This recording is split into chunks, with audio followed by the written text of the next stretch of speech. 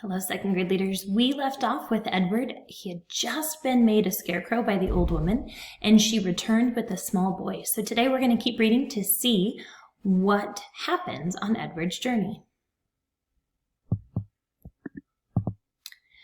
"Bryce," said the old woman, "get away from that rabbit. I ain't paying you to stand and stare." "Yes, ma'am," said Bryce. He wiped his nose with the back of his hand and continued to look up at Edward. The boy's eyes were brown with flecks of gold shining in them. "Hey," he whispered to Edward. A crow settled on Edward's head, and the boy flapped his arms and shouted, "Go on, get!" And the bird spread his wings and flew away. "Bryce!" shouted the old woman. "Ma'am," said Bryce. "Get away from that rabbit. Do your work. I ain't gonna say it again." "Yes'm," said Bryce. He wiped his hand across his nose. "I'll be back to get you," he said to Edward. The rabbit spent the day hanging by his ears, baking in the hot sun, watching the old woman and Bryce weed and hoe the garden. Whenever the woman wasn't looking, Bryce raised his hand and waved. The bird circled over Edward's head, laughing at him. What was it like to have wings? Edward wondered. If he had had wings when he was tossed overboard, he would not have sunk to the bottom of the sea. Instead, he would have flown in the opposite direction, up into the dark, bright blue sky.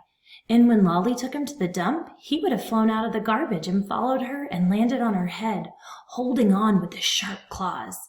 And on the train, when the man kicked him, Edward would not have fallen to the ground. Instead, he would have risen up and sat on top of the train and laughed at the man. Caw, caw, caw.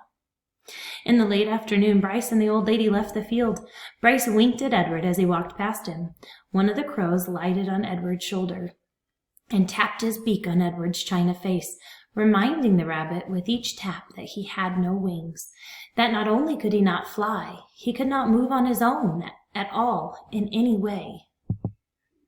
Dusk descended over the field, and then came true dark.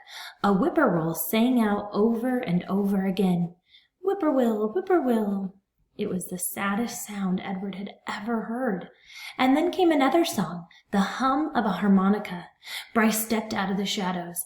"Hey," he said to Edward. He wiped his nose with the back of his hand, and then played another bit of a song on the harmonica. "I bet you didn't think I'd come back, but here I am. I've come to save you." Too late, thought Edward as Bryce climbed the pole and worked at the wires that were tied around his wrists. I am nothing but a hollow rabbit. Too late, thought Edward as Bryce pulled the nails out of his ears. I am only a doll made of china. But when the last nail was out and he fell forward in Bryce's arms, the rabbit felt a rush of relief. Ooh, friends, there's another feeling. And the feeling of relief was followed by one of joy. Perhaps, he thought, it's not too late after all for me to be saved. Do you guys think it's too late for Edward to be saved? Chapter 17. And I'm going to read this one. I'm going to show you where Bryce and his sister live. We're going to meet his sister in this chapter. And I'm going to read from my book down here while you guys look at that picture. Bryce slung Edward over his shoulder. He started to walk. "I come to get you for Sarah Ruth," Bryce said. "You don't know Sarah Ruth. She's my sister. She's sick. She had her baby doll made out of china. She loved that baby doll. But he broke it. He broke it. He stepped on that baby's head and smashed it into 100 million pieces. Them pieces was so small I couldn't make them go back together. I couldn't. I tried and I tried." At this point in his story, Bryce stopped walking and shook his head and wiped his nose with the back of his hand. Sarah Ruth ain't had nothing to play with since. He won't buy her nothing. He says she don't need nothing. He says she don't need nothing because she ain't gonna live. But he don't know. Bryce started to walk again. "He don't know," he said. Who he was not clear to Edward. What was clear was that he was being taken to a child to make up for the loss of a doll. A doll. How Edward loathed dolls. And to be thought of as a likely replacement for a doll offended him. There's a little bit of the old Edward. But still, it was, he had to admit, a highly preferable alternative to hanging by his ears from a post. The house in which Bryce and Sarah Ruth lived was so small and crooked that Edward did not believe at first that it was a house. He mistook it, instead, for a chicken coop. Inside, there were 2 beds and a kerosene lamp, and not much else. Bryce laid Edward on the foot of one of the beds and then lit the lamp. "Sarah," Bryce whispered. "Sarah Ruth. You gotta wake up now, honey. I brung you something." He took the harmonica out of his pocket and played the beginning of a simple melody. The little girl sat up in her bed and immediately started to cough. Bryce put his hand on her back. "That's all right," he told her. "That's okay." She was young, maybe 4 years old, and she had white blonde hair, and even in the poor light of the lamp, Edward could see that her eyes were the same gold flecked as Bryce. "That's right," said Bryce. "You go on ahead and cough." Sarah Ruth obliged him. She coughed and coughed and coughed. On the wall of the cabin, the kerosene light cast her trembling shadow, hunched over and small.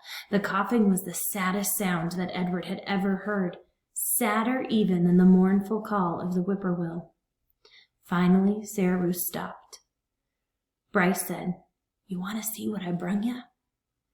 Sarah Ruth nodded. "You gotta close your eyes." The girl closed her eyes. Bryce picked up Edward and held him so that he was standing straight, like a soldier, at the end of the bed. "All right now, you can open them."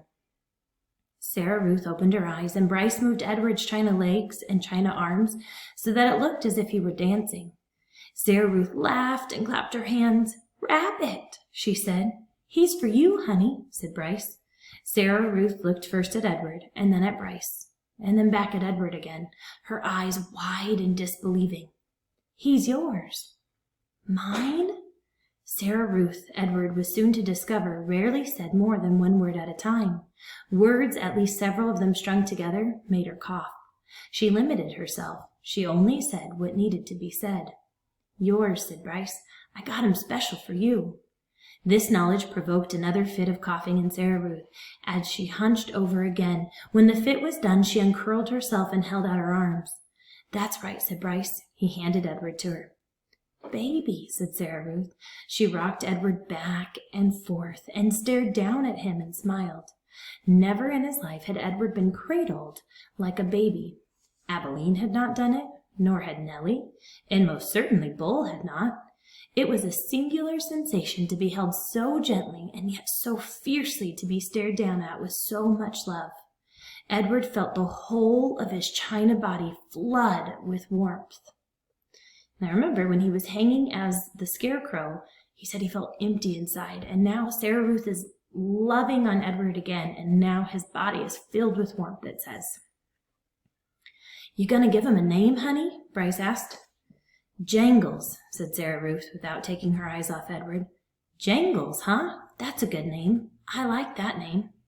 Bryce patted Sarah Ruth on the head. She continued to stare down at Edward. "Hush," she said to Edward as she rocked him back and forth. "From the minute I first seen him," said Bryce, "I knew he belonged to you.